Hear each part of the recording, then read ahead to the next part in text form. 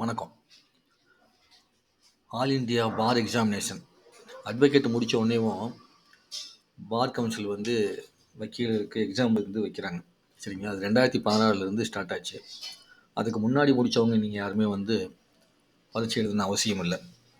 இப்போ இந்த all India பார் எக்ஸாமினேஷனுக்கு ஆன்லைன்லேயே அப்ளிகேஷன் வந்துடும். அப்ளிகேஷன் வந்த உடனே நீங்கள் அதை ஃபில் பண்ணணும் ஃபுல்லாக. அதில் யாருக்காவது சந்தேகம் இருந்ததுன்னா இந்த வீடியோ பார்த்தீங்கன்னா நான் கொடுக்கக்கூடிய விளக்கம் கொஞ்சம் உங்களுக்கு உதவியாக இருக்கும். அதுக்காக தான் இதை போட்டுருக்கேன். இப்போ வீடியோ வெளியிடுறேன். இதில் ஃபஸ்ட்டு பார்த்திங்கன்னா ஆல் இண்டியா பார் எக்ஸாமினேஷன் .com அப்படின்னு சொல்லி ஒரு வெப்சைட் இருக்கும். அந்த வெப்சைட்டில் போய் நீங்கள் என்ன பண்ணணும், இந்த ரிஜிஸ்ட்ரேஷன் லிங்க் அப்படின்னு சொல்லி இருக்கும். அந்த ரிஜிஸ்ட்ரேஷன் லிங்க்கை கிளிக் பண்ணணும். இந்த அட்மிட் கார்டு ஜென்ரேஷன் அப்படின்ட்டு இல்லையா, இது ரிஜிஸ்ட்ரேஷன்லாம் முடிச்சதுக்கப்புறமா அவங்க கொடுக்கும்போது வரும். அதுக்கப்புறம் இந்த லாகின் ரெஜிஸ்டர் இருக்கு இல்லையா, இது ரிஜிஸ்ட்ரேஷன் லிங்க் முடித்து ரிஜிஸ்ட்ரேஷன் பண்ணதுக்கப்புறம் வரும். ஸோ இதை கிளிக் பண்ணணும் ஃபஸ்ட்டு. சரிங்களா? இதை கிளிக் பண்ண உடனேவும் உங்களுக்கு ரெண்டாவது இந்த மாதிரி ஒரு பேஜ் வரும். இந்த பேஜில் என்னென்னா application for all India for எக்ஸாமினேஷனில் ஃபஸ்ட்டு சைன் அப் அப்படின்னு சொல்லி ஒரு இது இருக்கும். இந்த சைன் அப்புங்கிறதுல இன்ஸ்ட்ரக்ஷன் கொடுத்துருப்பாங்க. ஒவ்வொன்றா கவனமாக படித்து அதுக்கப்புறமா உங்களோட டீட்டெயில்ஸை அப்லோட் பண்ணுங்கள் அப்படின்னு சொல்லி ஒரு இன்ஸ்ட்ரக்ஷன் கொடுத்துருப்பாங்க. அந்த இன்ஸ்ட்ரக்ஷன் பிரகாரம் தான் இப்போ நீங்கள் பார்க்குறது. அப்போது இது நீங்கள் படிக்கும்போது please use the step given general information about yourself register with the profile. For profile registration you need to have valid mobile number. நல்ல வேல்யூடான மொபைல் நம்பர் கொடுக்கணும், தப்பான மொபைல் கொடுக்காதீங்கிறாங்க. Candidates can edit courses other details any time before submitting. நீங்கள் ஃபைனலாக submit பண்ணி பணம் கட்டுறதுக்கு முன்னாடி எப்போ வேணாலும் எடிட் பண்ணிக்கலாம் அப்படிங்கிறாங்க. எக்ஸப்ட் பேசிக் டீட்டெயில்ஸ் ஃபஸ்ட்டு பேஜ். பேசிக் டீட்டெயில்ஸ் தவிர மற்ற பேஜெல்லாம் என்ன பண்ணிக்கலாம், நீங்கள் எடிட் பண்ணிக்கலாம் அப்படிங்கிறாங்க. பேசிக் டீட்டெயில்ஸை எடிட் பண்ண முடியாதாமா. After entering the required information in an online form submit the form by clicking submit button. எல்லாம் முடிச்ச கூட சப்மிட் பட்டனை கிளிக் பண்ணுங்கள் அப்படின்னு சொல்கிறாங்க. A SMS containing application number and login ID information is forwarded at your registered mobile number or email address. Register mobile நம்பருக்கும் email அட்ரஸுக்கும் என்ன வருமாமா, அந்த நம்ம லாகினோட டீட்டெயில்ஸ் இருக்கு இல்லையா, அது வரும் உங்களுக்கு. அது வந்துடும். இது ஃபஸ்ட்டு இதில் ஸ்டெப்பில். ரெண்டாவது ஸ்டெப்பில் என்ன பண்ணுறாங்க அப்படின்னா, உங்களுக்கு fill registration form and upload documents. Fill the required fields the registration form. அதாவது இந்த ரெண்டாவதுல டாக்குமெண்ட்ஸ் எல்லாம் தேவையான டாக்குமெண்ட்ஸ் சர்டிஃபிகேட்லாம் இருக்கு இல்லையா, அதெல்லாம் டாக்குமெண்ட்ஸ்ங்கிறாங்க. அந்த சர்டிஃபிகேட்ஸ்லாம் கரெக்டாக அப்லோட் பண்ணுங்கள் அப்படின்னு சொல்கிறாங்க. Fill education qualification details prescribed for applied courses. எந்த கோர்ஸுக்கு நீங்கள் அப்ளை பண்ணிக்கிறீங்களோ அந்த டீட்டெயில்ஸ் சம்மந்தமானதெல்லாம் நீங்கள் டாக்குமெண்ட் அப்லோட் பண்ணணும். Upload passport size photo JPG or PNG, maximum ஒரே ஒரு எம்பி இருக்கிற மாதிரி. ஸோ நீங்கள் ஒரு எம்பி இருக்கிற மாதிரி ஃபைல் சைஸ் ரெடியூஸ் பண்ணிக்கணும். Upload signature JPG or PNG, maximum 1 MP. 1 எம்பிக்குள்ளே நீங்கள் சிக்னேச்சர் எழுதி அதை ஸ்கேன் பண்ணி நீங்கள் இதில் அப்லோட் பண்ணணும். After you click and preview submit button then you will redirect to preview application page. நீங்கள் இதை கொடுத்த உடனேவும் உங்களுடைய அப்ளிகேஷன் பேஜ் ப்ரிவியூ ஆகும். அதை பார்த்துட்டு ஏதாவது கரெக்ஷன் இருந்ததுன்னா நீங்கள் திரும்ப இது பண்ணிக்கலாம். After submission of online application successfully candidates are required to pay application fee mandatory. பணம் கட்டணும் அப்படின்னு சொல்கிறாங்க. இது முடிச்சதுக்கப்புறம் உங்களுக்கு அடுத்ததான் மூணாவது இது. இந்த இதில் என்னென்னா fill registration form and upload documents. இது எதுக்குன்னா, உங்களுக்கு பார் கவுன்சிலில் டெம்பரவரி ஐடி கார்டு கொடுத்துருப்பாங்க. அதோடு சேர்த்து பார் கவுன்சிலில் என்ரோல்மெண்ட் பண்ணியாச்சுங்களுக்கு ஒரு சர்டிஃபிகேட் கொடுத்துருப்பாங்க. அந்த இதை நீங்கள் என்ன பண்ணணும், இங்கே ப்ரொசீட் பண்ணணும். Click on proceed payment button, complete ஒரு பேமெண்ட். இப்போ payment fee is made through online e payment due to some difficult the candidates not sure whether the payment processed or not, then please login, enter your login account, check your previous transaction status. இப்போது இதுக்கு முன்னாடி டாக்குமெண்ட்லாம் பண்ணியாச்சு. பண்ணதுக்கப்புறம் லாஸ்ட்டாக மூணாவது payment. அந்த பேமெண்ட்டில் என்னென்னா, நீங்கள் பேமெண்ட் பட்டனை ப்ரெஸ் பண்ணி ஏதாவது டிஃபிகல்ட் வந்துச்சுன்னா நீங்கள் லாகின் பண்ணி உங்களுக்கு லாகின் வந்துடும், யூசர் நேம் பாஸ்வேர்டு வந்துடும். வந்தது உள்ளே போய் பார்த்து ப்ரீவியஸ் ஸ்டேட்டஸ் என்னன்னு பார்த்துட்டு மறுபடியும் அதிலிருந்து கிளிக் பண்ணி பணம் கட்டுறதுனா கட்டிக்கலாம். Download and retain a copy of online application form future reference. இதை டவுன்லோட் பண்ணி வச்சுக்கோங்க பிடிஎஃப் ஃபைலில். ஃபியூச்சர் ரெஃபரன்ஸுக்கு உங்களுக்கு யூஸ்ஃபுல்லாக இருக்கும் அப்படின்னு சொல்கிறாங்க. சரி, இப்போ இதில் வந்துச்சுன்னா அடுத்த ஸ்டேட்டஸ் என்ன பண்ணணும் அப்படிங்கிற மாதிரி இருந்ததுன்னா, மறுபடியும் ஏதாவது பிரச்சனைனா ஆன்லைனில் தான் ஹெல்ப்லைன் கூப்பிட்டு இது பண்ணணும். அந்த ஹெல்ப்லைனுக்கான நம்பர் தான் கீழே இருக்குது. உங்களுக்கு ஏதாவது இஷ்யூவாக இருந்துச்சுன்னா ஹெல்ப்லைன் கூப்பிடணும். அப்படின்னா PC help desk at CB tex AMS.in இருக்கு இல்லையா, இதில் மெயில் அனுப்பிச்சு நீங்கள் என்ன பண்ணணும், அவங்ககிட்ட கேட்டுக்கணும். ஸோ இது இன்ஸ்ட்ரக்ஷன் தான் ஃபஸ்ட்டு வரும் 3 இது. இது முடிச்சதுக்கப்புறமா உங்களுக்கு நீங்கள் உள்ளே போனீங்க அப்படின்னா இது எல்லாமே அதே தான். உள்ளே போன உடனே ஃபஸ்ட்டு வந்து சைன்அப். சரிங்களா? இந்த சைன்அப்பில் உங்களோட நேமு, என்ரோல்மெண்ட் பண்ணக்குள்ள கொடுத்த நேமு, என்ன நேமோ அந்த நேமு, அதுக்கப்புறம் கேட்டகரி, என்ன மாதிரி கேட்டகரி, அப்புறம் மேலு, என்ன உங்களோட டீட்டெயில்ஸ்லாம் தெரியுமா, என்ன பண்ணணும் நீங்கள் இதில் ஒவ்வொன்றா ஃபில் பண்ணணும். மேலா ஃபீமேலா இதுன்னு சொல்லிட்டு, பிஃபோர் டிஃபிகல்ட் அப்படின்னா ஏதாவது உங்களுக்கு உடம்புல குறைபாடு இருக்கான்னு சொல்லிட்டு, அது இருந்துச்சுன்னா எஸ் போடணும், இல்லை நோ போடணும். சரிங்களா? என்ரோல்மெண்ட் நம்பர், உங்களோட என்ரோல்மெண்ட் நம்பரு என்னவோ அதை இங்கே போடணும். அதுக்கப்புறம் ஸ்டேட் பார் கவுன்சில் என்ரோல், எந்த ஸ்டேட்டில் வந்து நீங்கள் பார் கவுன்சில் என்ரோல் பண்ணீங்க அது டீல்ஸு. அதுக்கப்புறம் கேண்டிடேட்ஸ் செலக்ட், கேண்டிடேட்ஸ் டைப்பு, எந்த மாதிரி டைப்பில் நீங்கள் இது பண்ணியிருக்கீங்க, டேட் ஆஃப் பர்த் என்ன, அதுக்கப்புறம் மொபைல் நம்பரு, அதுக்கப்புறம் ஆல்டர்னேட்டிவ் மொபைல் நம்பரு, அப்புறம் இமெயில் அட்ரஸ், இதை வந்து பண்ணணும் சைன்அப் பண்ணுறதுக்கு. சரிங்களா? இது ஒரு டைம் சைன்அப் பண்ணிட்டீங்கன்னா அதுக்கப்புறம் நீங்கள் மறுபடியும் இதை எடிட் பண்ண முடியாது. அவங்ககிட்ட ரிக்வெஸ்ட் பண்ணி தான் பண்ண முடியும். அதுக்கு அடுத்தது வந்து அதே தான், இதுதான் அது. சரிங்களா? கேண்டிடேட் டைப்பிங் போது ஃப்ரெஷராக அதுக்கப்புறம் வந்து 2-3 மெத்தட் இருக்கும். ஏற்கனவே பார் கவுன்சிலில் என்ரோல் பண்ணிவிட்டு அதுக்கப்புறம் திரும்ப ஒரு தடவை வந்தவங்களா, எக்ஸாம் எழுதி மறுபடியும் வந்து திரும்ப வந்து எக்ஸாம் எழுதுறவங்களா, இப்படியெல்லாம் கீழே இருக்கும். அதை நீங்கள் செலக்ட் பண்ணிக்கணும். சரிங்களா? ப்ரெசன்ட் தான் ப்ரெசன்ட் போட்டுக்க வேண்டியதான். இது முடிச்சதுக்கப்புறம் நீங்கள் உள்ளே போனீங்கன்னா உள்ளுக்குள்ளே உங்களுக்கு லாகின் ஆயிரும். ஆன உடனேவும் ரிஜிஸ்ட்ரேஷன் இன்ஃபர்மேஷன் அப்படின்னு சொல்லிட்டு ஒன்று வரும். அந்த ரிஜிஸ்ட்ரேஷன் இன்ஃபர்மேஷனில் உங்கள் டீட்டெயில்ஸ் எல்லாம் நீங்கள் வந்து ஒவ்வொன்றா கொடுக்கணும். நேம் என்ன, கேட்டகரி என்ன, கேட்டகரின்னா ஓபிசியா, எம்பிசியா, பிசியா, அந்த மாதிரி. அதுக்கப்புறம் வந்து மேலா ஃபீமேலா அப்படிங்கிறது. அதுக்கப்புறம் உங்களுக்கு யூ டிஃபிகல்ட்டி ஏதாவது இருக்குதா அப்படிங்கிறத பற்றி சொல்கிறது. அதுக்கப்புறம் வந்து என்ரோல்மெண்ட் நம்பரு. இந்த மாதிரி ஸ்டார் மார்க் போட்டுக்கெல்லாம் கம்பல்சரி அட்டன் பண்ணி தான் ஆகணும். ரெட் மார்க் போட்டு இல்லைன்னா உங்களுக்கு உள்ள நெக்ஸ்ட் ஸ்டெப் வந்து போகாது. அப்புறம் candidate type, fresher, date of birth என்ன, மொபைல் நம்பர் என்ன, ஆல்டர்னேட்டிவ் மொபைல், இமெயில் அட்ரஸ், இதெல்லாம் போட்டு சேவ் அண்ட் கண்டினியூ கொடுத்தீங்கன்னு வச்சுங்களேன். அடுத்து வந்து பேசிக் டீட்டெயில்ஸ் வந்து போகும். சேவ் போட்டு கொடுத்தீங்கன்னா அடுத்து பேசிக் டீட்டெயில்ஸ் வந்து போகும். அந்த பேசிக் டீட்டெயில்ஸ் போன உடனேவும் நீங்கள் அதுலேயும் வந்து வரிசையாக இருக்கும். அதில் வந்து உங்களோட அட்ரஸ்ஸு, அதுக்கப்புறம் மேலே வந்து மதர் நேம், ஃபாதர் நேம், இதெல்லாம் டைப் பண்ணிடணும். டைப் பண்ணிவிட்டு ஃபுல்லாக கொடுத்ததுக்கப்புறமா கீழே வந்து பார்த்தீங்கன்னா அட்ரஸில் செகண்ட் அட்ரஸ் கேட்கும், அதெல்லாம் கொடுத்துடணும். கொடுத்துட்டு அதுக்கப்புறம் இது வந்து என்னென்னா எந்த சென்டரில் போய் நீங்கள் எக்ஸாம் எழுத போகிறீங்க அப்படிங்கிறத சொல்லணும். அதுக்கு என்ன லாங்குவேஜில் பண்ண போகிறீங்க, இங்கிலீஷா தமிழா, அந்த மாதிரி மொழி கேட்கும். அந்த மொழியை நீங்கள் செலக்ட் பண்ணிக்கோங்க. அதுக்கப்புறம் வந்து பார்த்தீங்கன்னா எந்தெந்த சென்டர் அப்படிங்கும்போது நீங்கள் இருக்கக்கூடிய மாநிலத்தில் 2 சென்டர் கொடுக்குறாங்க. நீங்கள் எந்த மாநிலத்தில் இருக்கீங்களோ அதில் 2 சென்டர் கொடுக்குறாங்க. அது இல்லாத இடத்துல வந்து உங்களுக்கு இன்னொரு சென்டர் வேறு ஏதாவது ஊரில், இப்போ தமிழ்நாட்டில் இருக்காங்கன்னா கோயம்புத்தூர், சென்னை, திருச்சி, இந்த மாதிரி ஏதாச்சும் செலக்ட் பண்ணிக்கலாம் 2. அது போக வந்து ஏதாவது ஒரு ஸ்டேட்டில் பெங்களூரா, எர்ணாகுளமா, கோட்டயமா, திரு அந்த மாதிரி நீங்கள் என்ன பண்ணணும், அந்த சென்டர் என்னன்னு சொல்லிட்டு செலக்ட் பண்ணிக்கணும். செலக்ட் பண்ணிட்டு சேவ் அண்ட் கண்டினியூ கொடுத்துட்டு சப்போஸ் நீங்கள் வந்து ஏதாவது பிரச்சனை வந்துச்சு, உங்களுக்கு மாற்றணும்னு ஆசைப்பட்டீங்கன்னா பேக் பட்டனை கிளிக் பண்ணி திரும்ப வந்து நீங்கள் இதை எடிட் பண்ணிக்கலாம். அதுக்கு ஆப்ஷன் வந்து இருக்குது. எது வரைக்கும் சப்மிட் கொடுத்து ஃபில் பண்ண பண்ணுற வரைக்கும். இது வந்து என்னென்னா எஜுகேஷன் டீட்டெயில்ஸ், நீங்கள் என்ன படிச்சிருக்கீங்க. மெட்ரிகுலேஷனுங்கிறது 10th ஸ்டாண்டர்டு. அப்போது கவர்மெண்ட் ஸ்கூலில் படித்தவங்க ஸ்டேட் போர்டுன்னு போடணும். மற்றவங்க என்ன போர்டோ அந்த போர்டு வந்து போட்டுக்குவாங்க. அதுக்கப்புறம் இது ஸ்கூல் நேம். சரிங்களா? அடுத்து வந்து இங்கே வந்து பார்த்திங்கன்னா ஹையர் செகண்டரின்னு போடணும். இதில் வந்து டிப்ளமோவா வேறு என்னமோ கேள்வி கேட்டிருக்கோம். அந்த இதில் வந்து நீங்கள் வந்து என்ன பண்ணணும், ஹையர் செகண்டரின்னு போட்டுட்டு கோர்ஸ்ன்னு போட்டுட்டு படித்த இடம் வந்து இப்போ சப்போஸ் சில பேர்லாம் வந்து அந்த காலத்தில், இப்போ அதுக்கான ஆப்ஷனுக்கு இல்லை, 1997 சம்திங், 98, 99லாம் என்ன இருந்துச்சுன்னா நீங்கள் வீட்டில் இருந்தே கோர்ஸ் படிச்சுக்கலாம். படிச்சுட்டு டிஓ ஆஃபீஸில் போய் அப்ளிகேஷன், எக்ஸாம் அப்ளிகேஷன் வாங்கி ஏதோ ஒரு கவர்மெண்ட் ஸ்கூலில் தலைமை ஆசிரியரோட சைன் வாங்கி அந்த அப்ளிகேஷனுக்கு வந்து ஃபீஸ் கட்டினீங்க அப்படின்னா உங்களுக்கு ஹால் டிக்கெட் வந்துடும். அந்த ஹால் டிக்கெட் வந்தோடனே எல்லா ஸ்கூல் ஸ்டூடெண்ட்ஸ் படிக்கிறாங்க இல்லையா, எக்ஸாம் எழுதுறாங்கல்ல, அதே இடத்துல நீங்கள் போய் என்ன பண்ணிக்க முடியும், எக்ஸாம்ஸ் எழுதி +2 வந்து பாஸ் ஆக முடியும். 10th அண்ட் +2 அதெல்லாம் பாஸ் ஆக முடியும். அப்படி வரக்கூடிய இதில் வந்து ஸ்கூல் பேர் வராது, அது வந்து ப்ரைவேட்னு வரும். ஏன்னா ஒரு தனி மனுஷன் தானே படித்து அப்ளிகேஷன் வாங்கி எழுதுறதுனால அதுக்கு வந்து ப்ரைவேட்னு பேர். ஸோ இந்த ப்ரைவேட்டு படித்தாலுமே ஸ்கூலில் போய் படித்தாலும் 2 ஈக்குவல் வேல்யூ தான்.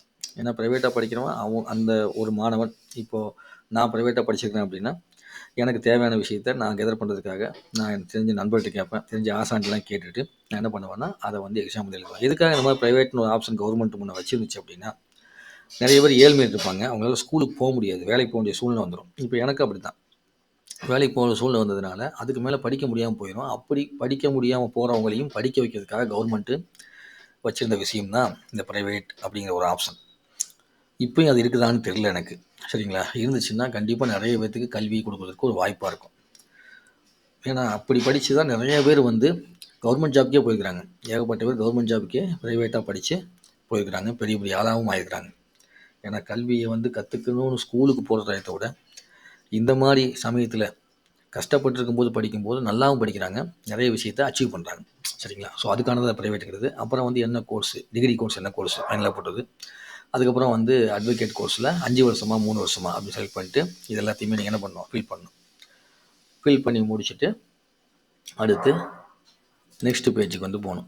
அப்போ இதில் வந்து ஃபுல்லாக இருக்கிறது இதுதான்.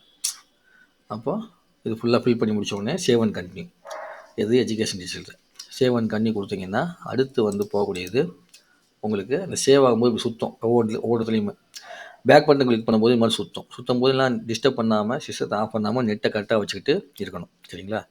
மிஸ்டேக் பண்ணிங்கன்னா அது சிக்கலாயிரும். அதுக்கப்புறம் இது வந்து உங்களுக்கு டாக்குமெண்ட் அப்லோட் ஏரியா.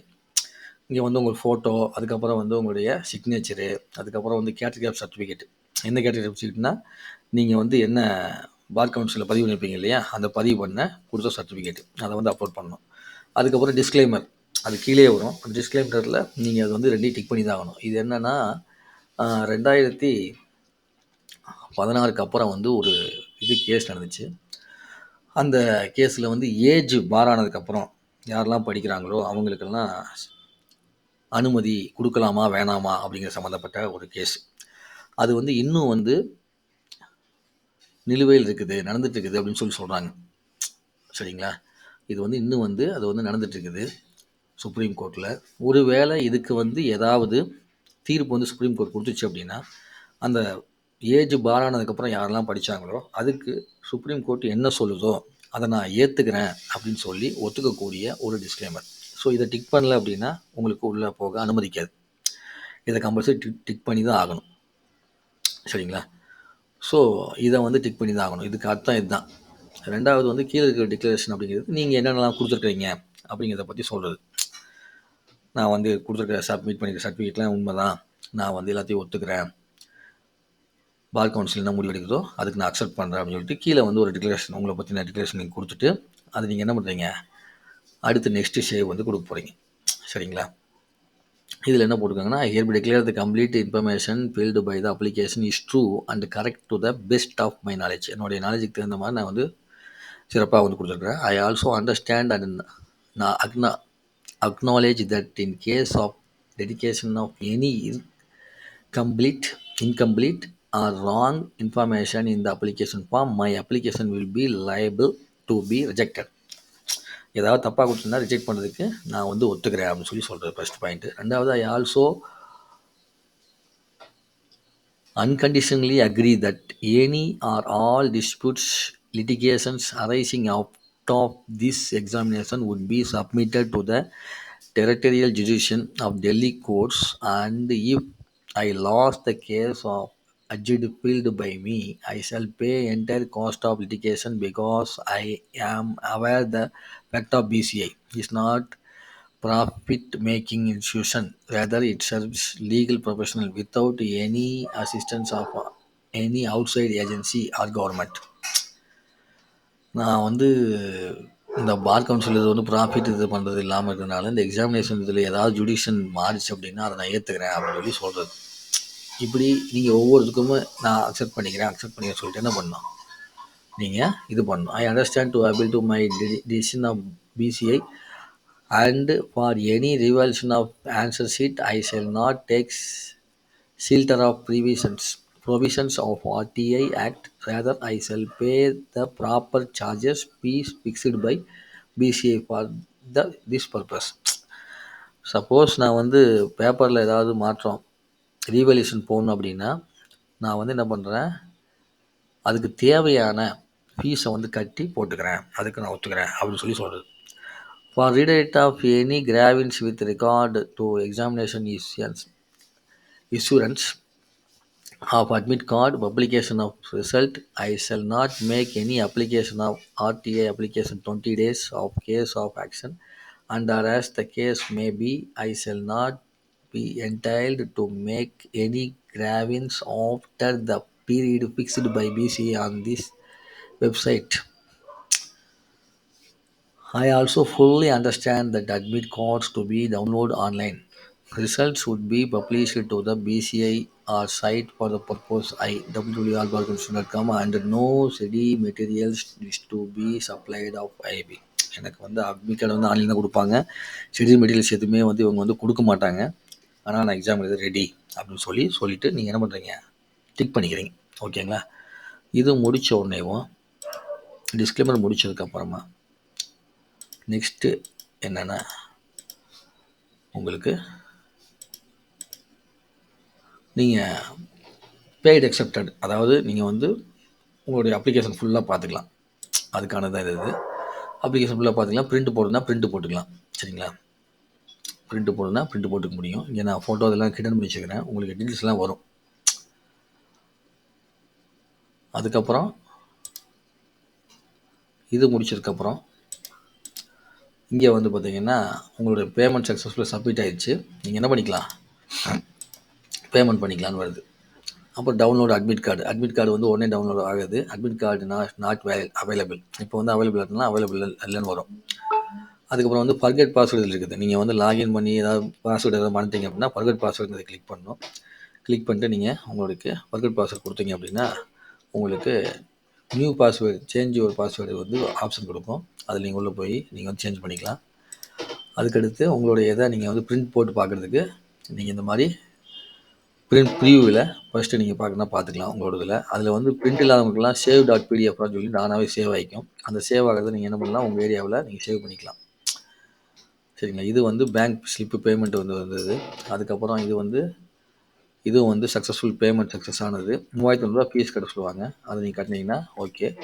அதுக்கப்புறம் இது வந்து பார்த்திங்கன்னா பேங்க்குடைய நீங்கள் கட்டக்கூடிய இதில் கார்டு நம்பரு, அதுக்கப்புறம் உங்களுடைய கார்டு ஹோல்டர்ஸ் நேமு, அதுக்கப்புறம் எக்ஸ்பைரி டேட்டு இதெல்லாம் போட்டுட்டு கண்டினியூ டு பேன்னு கொடுத்தீங்க அப்படின்னா அது என்ன கேட்கும்னா உங்கள் கார்டை சேவ் பண்ணிட்டுமான்னு கேட்கும்.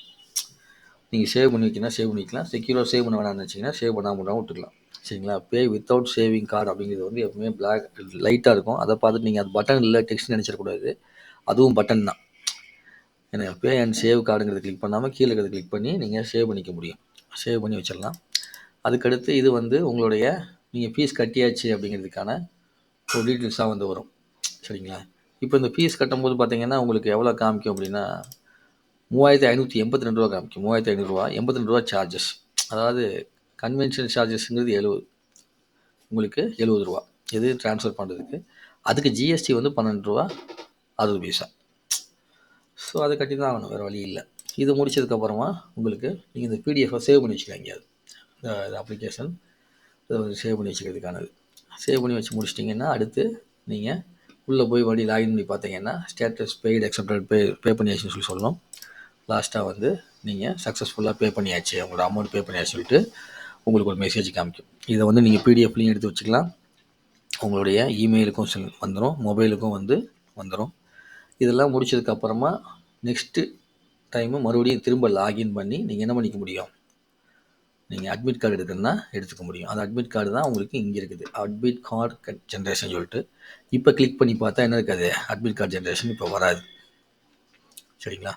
ஸோ யாரெல்லாம் பார் கவுன்சிலில் எக்ஸாம் எழுதணும்னு ஆசைப்பட்றீங்களோ அவங்க, நான் உங்களுக்கே எல்லாமே தெரியும், என்னுடைய வீடியோ உங்களுக்கு கொஞ்சம் உபயோகப்பட்டிருக்குன்னு நினைக்கிறேன். அப்படி உபயோகப்பட்டுச்சுன்னா பயன்படுத்திக்கங்க. ஆன்லைனில் எப்படி அப்ளிகேஷனை ஃபில் பண்ணுறதுன்னு பார்த்து ஃபில் பண்ணி உங்களை நீங்கள் ஈஸியாக எக்ஸாம் எழுதும்போது ஒரு பதட்டம் இல்லாமல், அப்ளிகேஷன் ஃபில் பண்ணும்போது பதட்டம் இல்லாமல் இருக்கிறதுக்காக தான் ஒரு சின்ன வீடியோ உங்களுக்கு இது கொடுத்துருக்குறேன். பயன்படுத்திக்கங்க. நன்றி, வணக்கம்.